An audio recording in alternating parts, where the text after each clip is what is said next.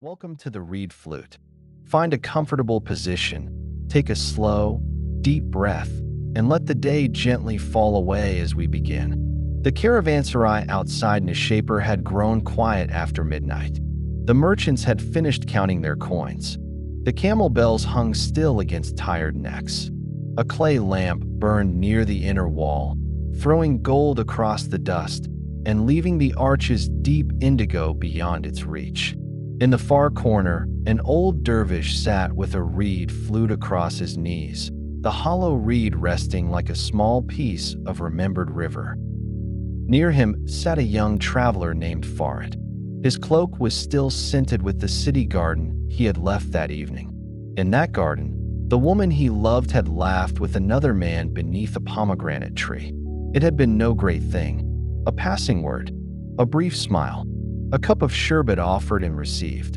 Yet Farid had carried it through the gate like a burning coal hidden in cloth. The old dervish did not ask many questions. He looked at Farid's hands, which opened and closed on his knees, and he began with a tale from Rumi. In a town where no one had ever seen an elephant, a caravan arrived from India after sunset. The animal was led into a dark stable because the streets were crowded and the owner feared a commotion. Word spread quickly. Men came from every lane, whispering, pushing, eager to know what sort of creature had entered their city. There was no lamp inside the stable, only warm animal breath, straw underfoot, and a large presence shifting in the dark. One man reached out and touched the elephant's ear. It was broad and soft, moving like a fan in the heat. He hurried back to the door and told the others, "The elephant is like a great leather sail." Another man touched the leg. It was thick, round, and steady as a pillar. He came out shaking his head. No, it is like a column in a mosque." A third touched the trunk, which curled and moved in his hands like a living rope. "You are both wrong," he said. "It is like a snake." Another touched the tusk and declared the creature a polished spear. Soon the men were arguing in the courtyard. Each had touched something true, and each had made that small truth into the whole beast. Their voices rose. The elephant stood in the dark, innocent of their quarrel. At last, someone brought a lamp. The flame entered the stable gently. Gold traveled over the huge back, the folded ears, the trunk, the legs, the tusks, the patient eyes. The men fell silent. Not one of them had lied, yet all of them had been mistaken while they held their little piece as complete. The old dervish paused.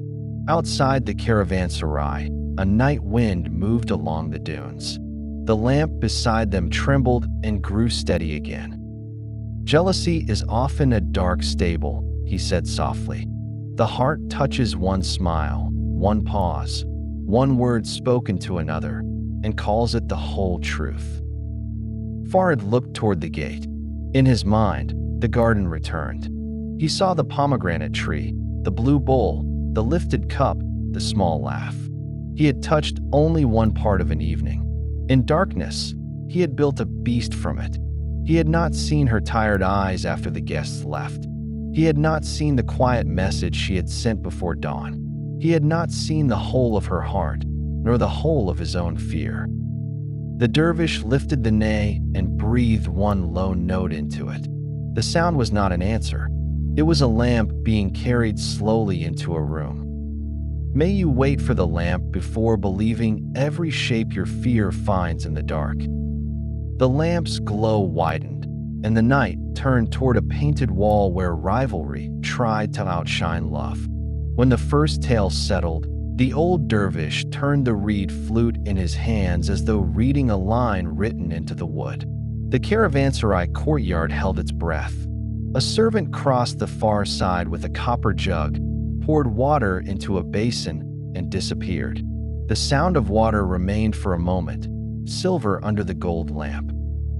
Farid still saw the other man from the garden. He remembered the cut of his robe, the ease of his laughter, the way he had stood near the woman Farid loved without seeming afraid of losing anything.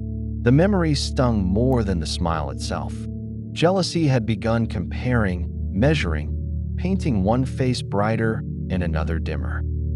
The dervish spoke again, this time of a contest Rumi loved to tell. A king once wished to know which painters were more skillful, those from China or those from Greece. He gave them a great hall and divided it with a curtain. On one side, the Chinese painters opened boxes of color. Vermilion, lapis, gold, malachite, and rose spread before them like a garden ground into dust. They began to paint with swift, delicate hands. Birds appeared, branches bent under fruit, clouds unrolled, palaces rose from mist. Every day, the scent of pigment filled the hall. On the other side, the Greek painters asked for no colors. They asked only for tools to polish the wall. The servants laughed. Even the king's attendants whispered that these men must be lazy or mad. While the Chinese painters built worlds of color, the Greeks scraped, rubbed, washed, and smoothed. Their hands grew sore. Their sleeves whitened with dust. Day after day, they worked on emptiness. At last, the contest ended. The Chinese side was unveiled first. The court gasped. It was magnificent. The wall seemed alive with gardens and wings. The king smiled. The Chinese painters stood proud in their robes, their fingers stained with brilliance. Then the curtain was drawn from the Greek side. Their wall held no painted bird, no painted garden, no palace of its own. It had been polished until it shone like a clear mirror.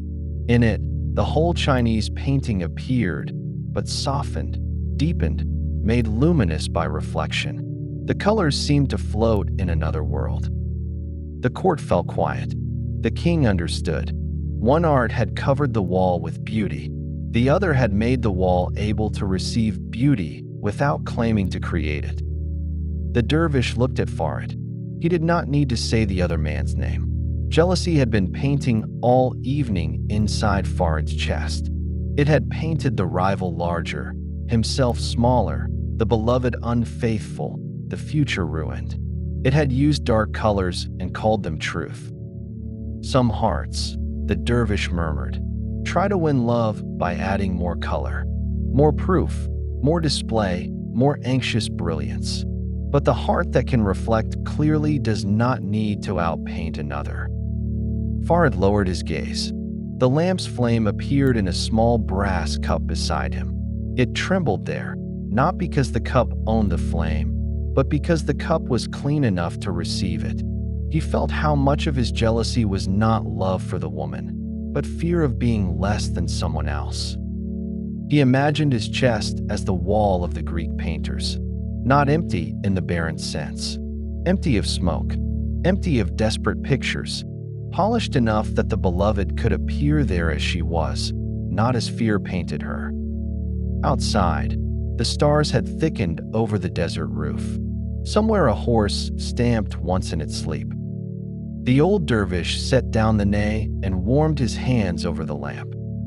May your heart become a polished wall, receiving beauty without turning it into rivalry. The polished wall gave back the lamp, and the night moved toward Shiraz, where a king learned that jealousy often mistakes appearance for worth. The old road of the story passed into Shiraz, where Saadi had watched kings, beggars, students, soldiers, gardeners, and thieves pass through the same dust under different names. Night gathered over the city's domes. Orange trees breathed sweetness behind courtyard walls. The lamps of the palace shone above the roofs like coins laid on dark silk.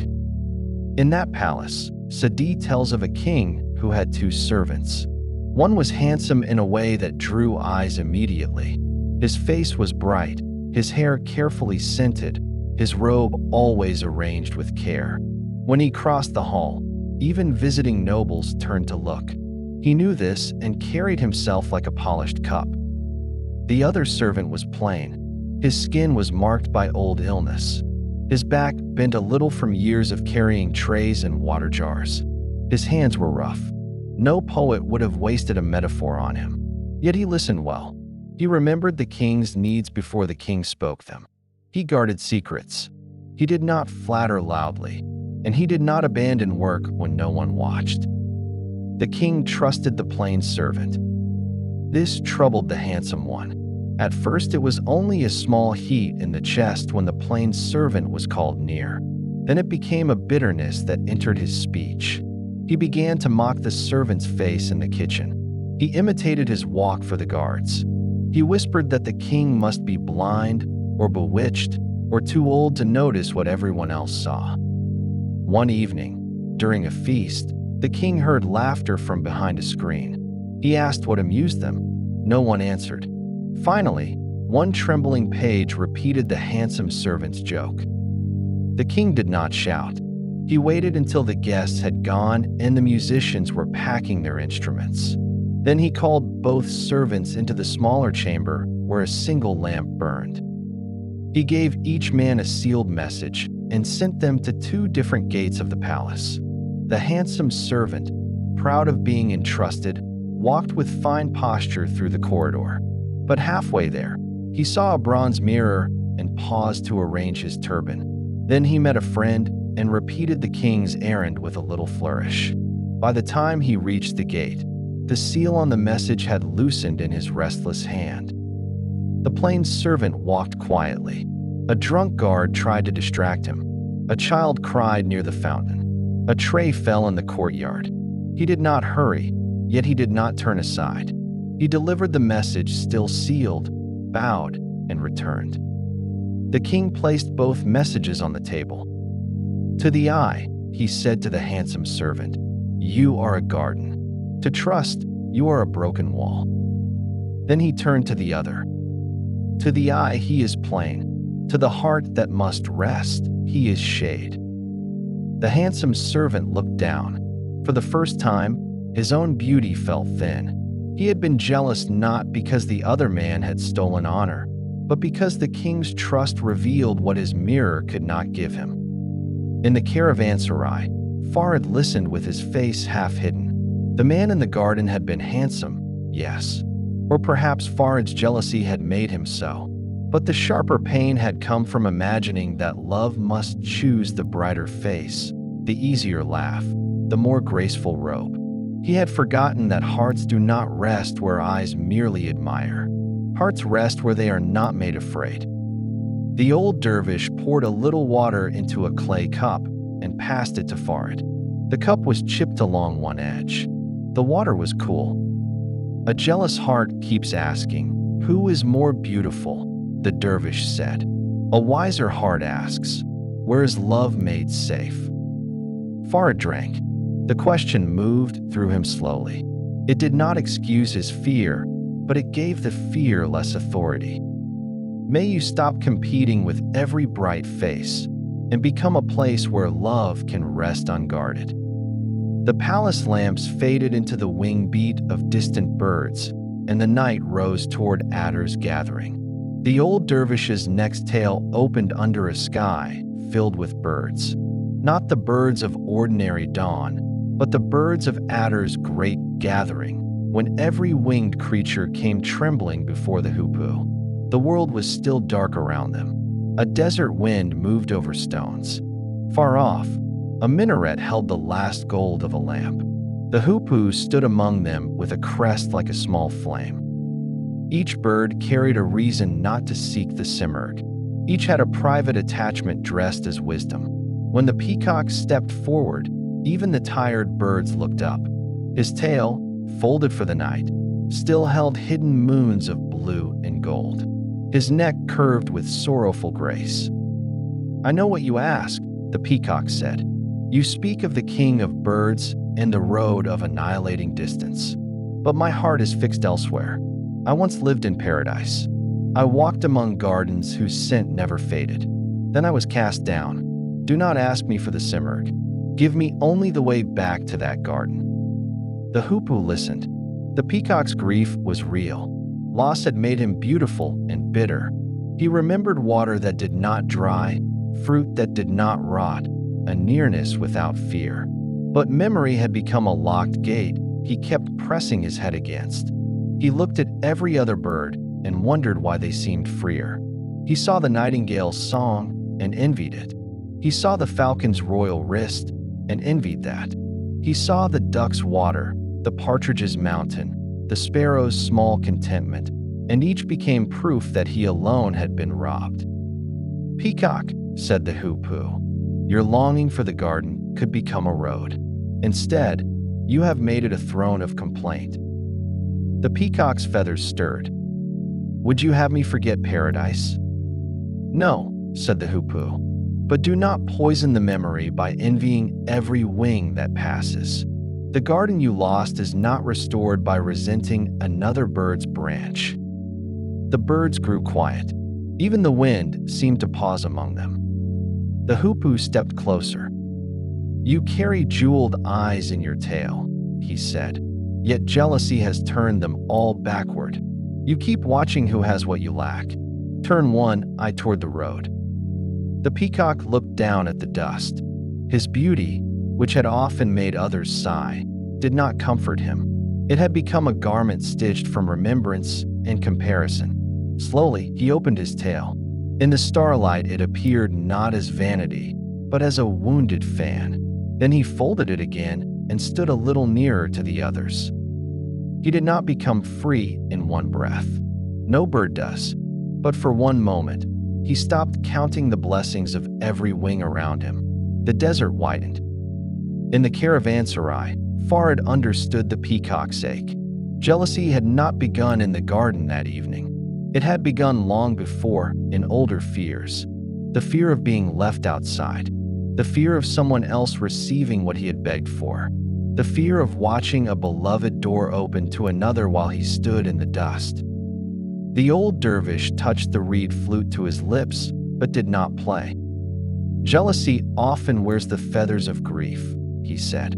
"It says, 'I have lost paradise,' and then it punishes every living branch for not being the gate." Farid looked toward the sleeping travelers. Some had turned onto their sides. One breathed with the slow heaviness of a man beyond worry. Farid envied even that sleep, then smiled faintly at himself. The peacock had not been far away. "May your longing remember the garden without envying every bird that rests in a tree." The peacock folded his jeweled grief, and the night lowered itself toward a village lane where Nasreddin searched for what he was already writing. The night needed a little laughter, so the old dervish let his voice become lighter. Beyond the caravanserai, the moon had moved westward.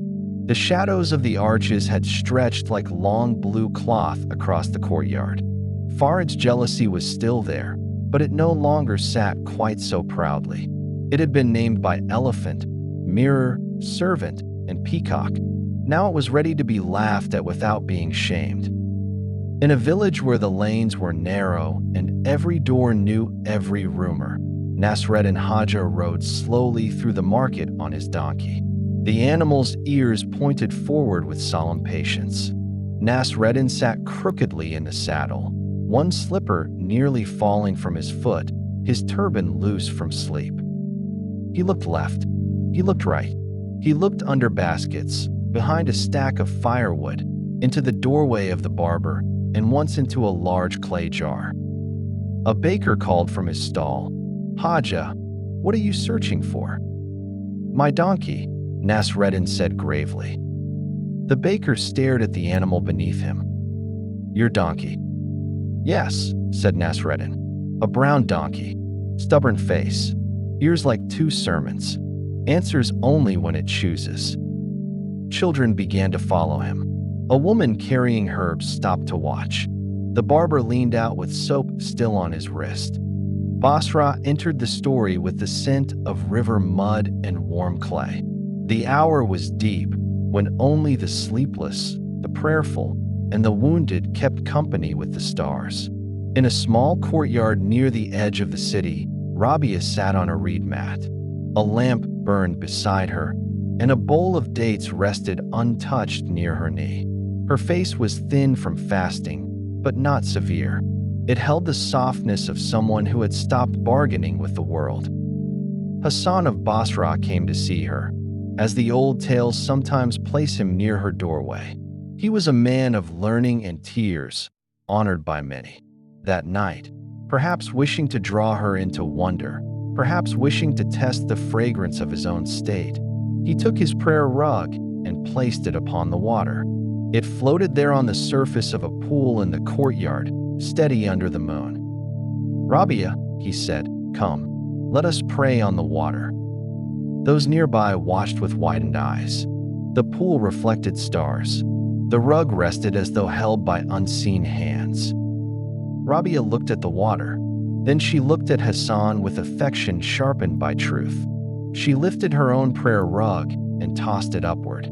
It remained in the air, spread beneath the night as lightly as a cloud. "Hassan," she said, "come, let us pray in the air." The watchers gasped. Hassan lowered his eyes. Then Rabia smiled and brought the matter back to earth. "What you did, a fish can do," she said. "What I did, a fly can do. Leave these things. Come to dry ground, where the heart may be humbled." She did not speak to wound him. She spoke to free the room from comparison. Even holy gifts can become a mirror in which the self admires its own brightness. Even devotion can ask, "Do you see me? Am I greater? Am I nearer?" Rabia would not let the heart of love be traded for amazement. So they prayed on dry ground. No one floated. No one flew. The pool became only water again. The air became only air. The lamp burned. The reed mat received their knees. And in that ordinariness, the prayer grew deeper than display. In the caravanserai, Farid saw how jealousy belonged to the same family as spiritual boasting. It looked at the beloved's attention as Hassan might have looked at the floating rug. Who has the greater sign? Who is more chosen? Who is admired by the eyes nearby? The jealous heart wants love to perform a miracle in public so that it can feel safe. The old dervish ran a finger along the reed flute's holes. Rabia brought love back to dry ground. He said, "There, no one needs to float above another." Farid pictured the garden again. He imagined himself wanting the beloved to prove his place in front of others, to look longer at him, laugh less with another, make visible the hidden bond. He had wanted love to lift its rug upon the water. But perhaps love, if it is to survive, must often kneel on plain earth where no one is performing. The courtyard of Basra grew quiet in the telling. Hassan and Rabia remained bowed, side by side, while the floating rug became only memory. The people who had come hoping to see wonders went home with something less dazzling and more useful. A dog barked once beyond the caravanserai wall. Farid turned toward the sound and then back to the lamp. May your love return to dry ground, where it does not need to rise above anyone to be real. The dry ground cooled under the stars, and the night opened a narrow path where Bayazid met a dog in the rain. The story moved north to Bistam, where rain had fallen before evening and left the lane shining under the moon. Bayazid walked alone after prayer. His cloak was pulled close. The mud held prints of sandals, hooves, and stray paws. From the eaves of low houses, water still dropped into little dark pools that trembled whenever the wind passed. A dog came toward him in the narrow lane. Its fur was wet. Its ribs showed beneath the coat. It carried the smell of street water and hunger. Bayazid, raised in careful habits of purity, drew his robe aside so the animal would not brush against him. In the old tale, the dog spoke. Or perhaps Bayazid's awakened heart heard what the animal's silence had always been saying. "Master," the dog said, "why do you pull away?" Bayazid stopped. "Because you are wet," he answered, "and I do not wish my robe to become unclean." The dog looked at him with dark, steady eyes. "If my wet fur touches your robe," it said, "water can wash the cloth.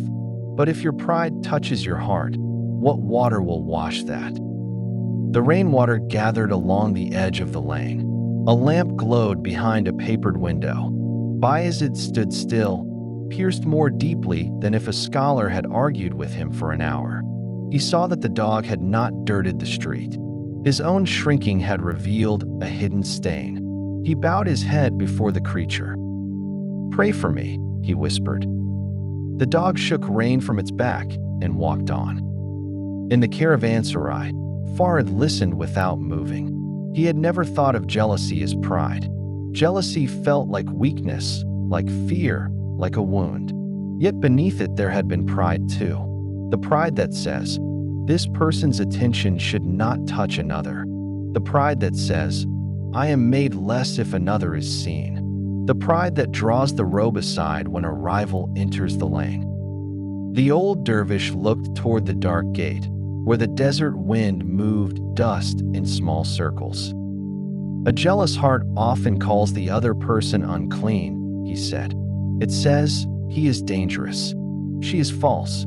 That friendship is a stain. But sometimes the stain is the shrinking itself." Farid felt the sentence settle uncomfortably. In the garden, the other man had not mocked him. He had not stolen anything. He had stood there, alive in his own life, speaking kindly. Farid's mind had given him the role of enemy because fear needed a shape to hate. It was easier to despise a rival than to bow before insecurity. Bayazid, in the story, returned home through the same lane. He did not become careless. He did not throw away discernment. But the next time he saw a stray dog, he did not gather his robe with contempt. He stepped aside with respect, as one traveler gives room to another traveler under the same sky. The rain had polished the stones. The moon appeared in every puddle, not diminished by being reflected in many places. The old dervish lifted the nay and played a phrase so low it seemed to come from the ground itself. It carried mud, rain, humility, and the strange mercy of being corrected by what one had looked down upon. Farid closed his eyes. He imagined meeting the other man without narrowing. He imagined letting his beloved's kindness touch more than one life without calling it betrayal. The thought was not easy, but it was cleaner than hatred. May you see the rival as another traveler in the rain, and wash pride before it stains love. The rain-dark lane emptied into Baghdad, where Junayd placed a bowl of oil in trembling hands. Baghdad appeared with its night river and narrow lamps. The Tigris carried broken reflections of stars beneath bridges and balconies.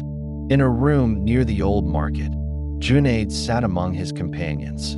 The gathering was small. Wool cloaks lined the wall. A brass lamp burned low. A tray of figs had been passed around until only stems remained. Among the disciples was a young man named Salim. He had come to Junayd with sincerity, but sincerity does not keep the ego from whispering. In recent weeks, Junayd had shown kindness to another disciple, a quiet man from Ray who spoke little and listened deeply. Junayd asked him to sit near. Junayd gave him tasks. Junayd sometimes smiled at him in a way Salim could not bear. Salim tried to hide his resentment. It showed in small ways. He rose too quickly when the other disciple entered. He corrected him over little matters. He watched Junayd's eyes as a hungry man watches a door behind which bread is kept. One night, after the others had left, Junayd called Salim forward. "Take this," he said. He placed in Salim's hands a shallow bowl filled to the rim with oil. The surface shone gold in the lamplight. "Carry it through the night market," Junayd said. "From this door to the spice gate and back. Do not spill it." Salim bowed. The task seemed strange, but he obeyed. He stepped into the lane. The market was still alive in its late way. A drummer tapped softly outside a tea shop. Two men argued over the price of saffron. A woman with henna'd hands carried a sleeping child. Lanterns swung from hooks. The scent of cumin, smoke, rosewater, and donkey sweat mingled in the air. Salim moved slowly. The oil trembled with each step. Once a boy ran past and nearly struck his arm. Once a musician laughed loudly near his ear. Once he heard the voice of the disciple from Ray speaking somewhere behind him, and his chest tightened. But the oil leaned toward the edge, and he returned his gaze to the bowl. He reached the spice gate. He turned. He came back with his shoulders aching and his hands stiff from care. When he entered Junayd's room, not a drop had fallen. Junayd looked at the bowl. "What did you see in the market?" he asked. "The oil," Salim said. "What did you hear?" "I heard sounds, master, but I returned to the oil." "Did you notice who praised whom? Who stood nearer to whom? Which seller smiled longer at which customer?" Salim flushed. "No." Junayd took the bowl from him and set it beside the lamp. "When your attention was entrusted with something delicate," he said, "you stopped feeding on comparison." The room became very still. "The heart is more delicate than oil," Junayd continued. "If you carry it through love while watching every glance given to another, you will spill it before you reach the gate." Salim lowered his head. He had wanted Junayd's favor as a child wants a sweet, not because he lacked teaching, but because another disciple's nearness felt like theft. He saw how much attention he had wasted counting what was not his to count. In the caravanserai, Farid felt the bowl in his own hands. He saw the garden path as the night market. He had walked through it staring at glances, tones, distances, laughter. No wonder the oil had trembled. No wonder his heart felt spilled. The old dervish placed his palm over the lamp for a moment, then lifted it away. The flame bowed and rose. "What you guard with attention," he said, "is what survives the market." Farid breathed slowly. He could not command the beloved's eyes.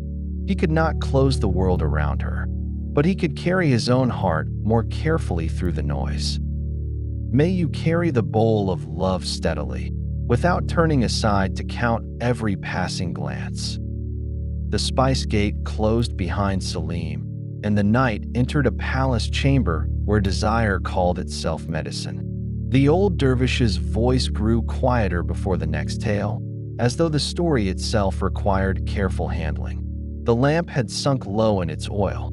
Farid could hear the small bodies of moths tapping the clay wall near the flame. Outside, the desert was dark and immense. Rumi tells of a king who saw a young woman and desired her with the swiftness of a man who mistakes astonishment for destiny.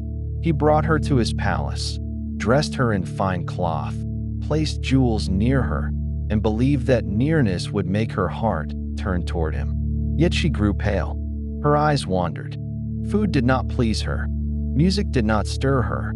The king, terrified by the fading of what he had wanted to keep, called physicians from every land. They brought herbs, syrups, powders, and books. Nothing helped. At last a wise physician arrived, one whose seeing went beneath the skin. He asked that the room be quiet. He sat beside the young woman and spoke gently of cities, markets, streets, and names. As he named one city, her pulse changed. As he named one quarter, it changed again. As he named a goldsmith who lived there, her hidden love rose in the body like a bird startled from reeds. The physician understood. Her illness was not from lack of royal silk. Her heart was elsewhere. The king heard this and felt the sharp thorn of jealousy. A goldsmith, a man of the bazaar, a worker with smoke in his clothes and filings beneath his nails. The king had palaces, horses, guards, and singers, yet the woman's pulse answered another name. Rumi's old tale follows a severe road. The goldsmith is brought. The woman brightens. Then, through a bitter remedy, his outward beauty fades, and with it her attachment to the surface she had loved. The story belongs to a world of symbols, where desire is treated like an illness and the physician serves a hidden wisdom. Yet beside the lamp in the caravanserai, the old dervish let the tale rest on one simple ache. The king believed possession would heal longing, he said. Instead, possession revealed the poison already in him. Farid listened. The palace rose before him in the dark. Gold screens, silk cushions, the young woman at the window, the king watching her watch the road. He felt pity for the king and unease. Jealousy can wear a crown. It can command rooms. It can summon explanations. It can bring a beloved nearer in body while the heart grows farther away. The king had wanted love to obey his greatness. When it did not, he suffered not only from love, but from humiliation. The beloved's hidden pulse had told him that power was not intimacy. In the story, the physician sees what the king cannot see. The sickness is not cured by tightening the room. The soul must be led away from false attachment. But the jealous hand is not clean enough to do the healing. It wants relief too quickly. It wants the rival diminished. It calls that peace. The old dervish leaned forward and trimmed the lamp wick with a small knife. The flame cleared. "Beware," he said, "when the heart wants another person made smaller so that love may feel safe." Farid closed his eyes. He had not wished harm, yet he had imagined the other man embarrassed, dismissed, forgotten. He had wanted the beloved's laughter with him to fade. The thought had seemed private, harmless. Now it tasted bitter. A palace can be built from longing. A prison can be built from the same stone. May you refuse the bitter medicine that makes another person less, and let love be healed without cruelty. The palace chamber darkened, and the night crossed to Samarkand and Bokhara held lightly in a poet's hand. Near the last part of night, when even restless men grow tired of their own thoughts, the old dervish carried the story back to Shiraz. The city slept beneath rose-dark air. Somewhere in memory, Hafiz walked among its lanes with a poet's poverty and a king's generosity of tongue. His verses moved from mouth to mouth like a lamp passed through a crowd. There is an old tale of Timur, lord of armies, hearing a line attributed to Hafiz. The poet had spoken, with the extravagance of love, as though he would give Samarkand and Bokhara for one dark beauty mark on the beloved's face. The words reached Timur, who had taken cities with steel and strategy. Such cities were not light things to him. They were trophies, wounds, maps, tribute, the labor of many lives. So Hafiz was summoned. The court was large and cold with power. Lamps burned in high niches. Guards stood with curved swords. Timur sat like a man who had made the earth answer him and did not enjoy hearing it given away by a poor poet. "Are you the one," Timur asked, "who would give my Samarkand and Bokhara for a mole on a beloved's cheek?" Hafiz stood in his worn robe. He had no army behind him, no chest of coins, no city gates opened at his command. Yet poverty had made him strangely free. "Yes," he said, "and it is because of such generosity that I am poor." For a moment, the court did not know whether to breathe. Then the severity in Timur's face loosened. A king may conquer cities and still be conquered for an instant by a fearless answer. Hafiz had not challenged him with a sword. He had shown him another kind of measure. To Timur, cities were owned by force. To Hafiz, the language of love could give away even what it did not possess, because the gift was not a legal deed. It was the soul saying that beauty had made worldly ownership ridiculous. The poet had no Samarkand to transfer. He had no Bokhara to lose. The greatness lay in the loosened hand. The old dervish looked at Farid over the lamp. "A jealous heart is like a little Timur," he said gently. "It surveys the beloved's smile as if it were territory. It marks glances as borders. It hears praise given elsewhere and feels its provinces shrinking." Farid gave a tired smile. The words were soft, but they found him. In the garden, he had watched the woman's attention as though it were land under dispute. "This laugh is mine. This seed is mine. This warmth should remain inside my walls."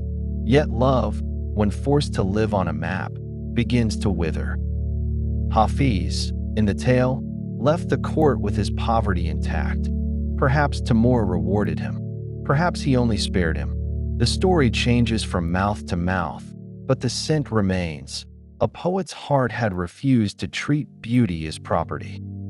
The dervish lifted his reed flute and held it toward the lamp. "This reed sings for whoever has ears," he said.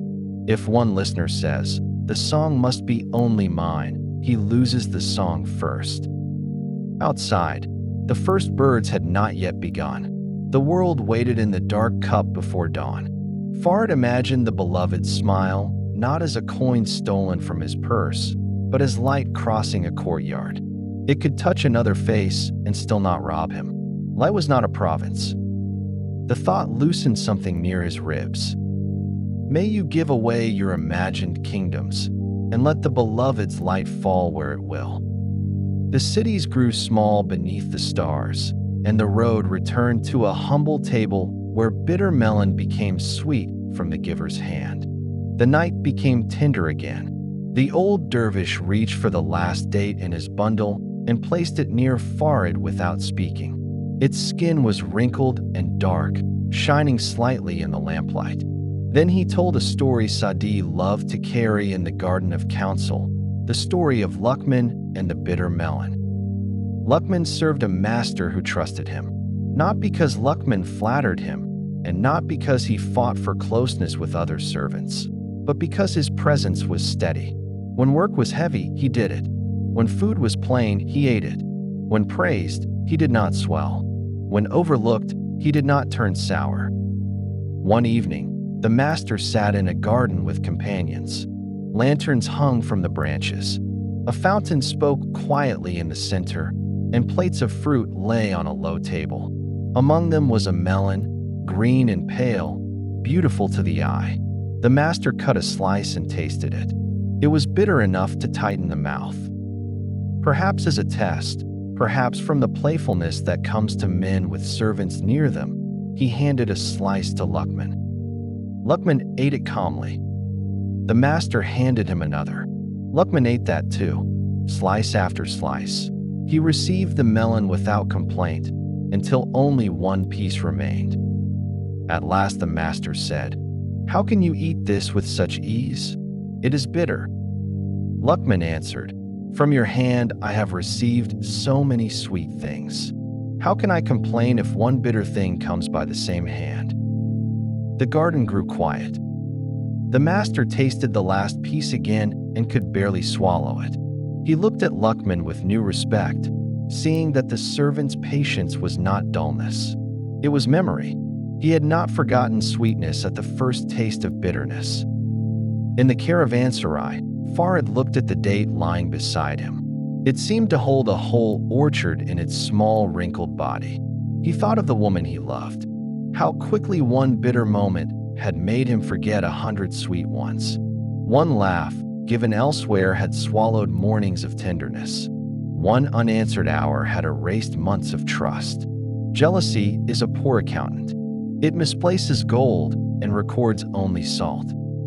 The old dervish broke the silence. "When the beloved gives a bitter hour," he said, "the jealous heart says, all was false.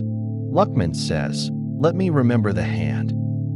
Farid took the date and turned it between his fingers. He had wanted love to taste sweet every time, or else prove itself again from the beginning. But human hearts grow tired. They become distracted. They speak poorly. They laugh with others. They need solitude. They offer bitter melon without intending harm. If every bitterness is treated as betrayal, no love can sit safely at the table. Luqman's patience did not mean blindness. It did not mean eating poison and calling it honey. It meant that one difficult taste should not be allowed to murder the memory of every kindness. It meant the heart must learn proportion, the gentle scale by which love remains sane. In the old garden, the master placed the knife down. The lantern swayed. The bitter melon, opened on the plate, no longer looked like an insult. It looked like a teacher in green skin.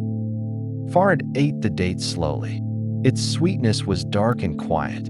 He wondered how many gifts jealousy had made him spit out because one moment did not please him. The dervish smiled without looking at him. He seemed to know. May you remember the sweetness already given, and not let one bitter hour poison the whole bowl. The bitter melon rested on the table, and the night moved toward a kitchen fire where a chickpea softened by surrender. Dawn had not yet arrived, but the night had softened. The lamp in the caravanserai was almost empty. A thin gold rim touched the eastern gate. The sleeping men lay wrapped in cloaks, and the camels breathed with the slow patience of dunes. The old dervish lifted the reed flute once, then lowered it, saving its final breath. He gave Farid one last tale from Rumi, humble enough to belong to a kitchen. In a small house, long before sunrise, a woman stood over a pot. The fire beneath it glowed red. Steam rose and disappeared into the dark rafters. Inside the pot, chickpeas leapt and turned in the boiling water. One chickpea, feeling the heat, cried out as if the whole world had betrayed it. "Why do you do this to me?" it said to the cook. "Did I not grow in the field under sun and rain? Was I not gathered, dried, stored, and brought here with care? Why throw me into boiling water?" The cook took her spoon and struck the chickpea lightly back into the pot. "Boil well," she said. "Do not leap away. You were not planted to remain hard in a sack. You were brought here to become food." The chickpea rolled and complained. "But the heat is too much." The cook stirred gently. "I too was once like you," she said, "green in the garden, pleased with my own form. Then time cooked me, loss cooked me, love cooked me. What seemed harsh made me able to nourish others." The chickpea quieted a little. The water still boiled. The fire still burned. Nothing outward had changed. Yet the words entered like a small mercy.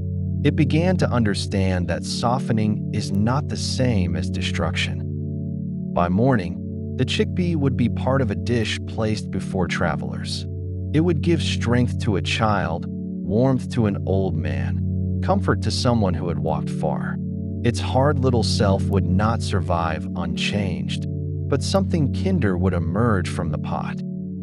The old dervish let the kitchen fire burn in the listener's mind. Then he looked at Farid. "Jealousy is a hard chickpea," he said. "It leaps against the heat of love. It cries, 'Why must I feel uncertainty? Why must another be free? Why must I not be the only face, the only cup, the only song?' But if it stays with the fire without turning cruel, it may soften into trust." Farid listened. The whole night moved through him now, not as many teachings, but as one long breath. He saw the dark stable, the polished wall, the plain servant, the peacock's folded grief, Nasreddin's donkey, Rabia's dry ground, Bayazid's wet lane, Junayd's bowl of oil, the king's bitter chamber, Hafiz's open hand, Luqman's remembered sweetness, and this small chickpea in the pot. None had asked him to stop loving. All had asked him to stop poisoning love with fear. The dervish finally raised the nay. Its first note was almost too soft to hear. Then the sound widened, hollow and warm. Farid remembered the reed cut from the reed bed, crying not because it hated separation, but because it knew the way home was through being emptied enough for breath. He took the letter from his robe. He did not open it. He placed it beside the lamp and rested his hand over it, not as a guard, but as a blessing. The beloved was not in the letter, not fully. No human soul can be folded into paper, held in a fist, or protected from the world by suspicion. She was alive somewhere under the same fading stars, with her own thoughts, her own fatigue, her own hidden prayers. Farid leaned back against the wall. His jealousy was not gone, but it had lost its throne. It sat now like a tired child near the fire, no longer allowed to command the house. The first bird called beyond the caravanserai. May the hard place in you soften slowly, until love can feed the heart without poisoning it. The reed flute's breath faded into dawn, and the jealous night loosened its hand around sleep. Thank you for spending this hour with the Reed Flute. If this brought you a moment of peace, consider subscribing. Rest well and sleep deeply.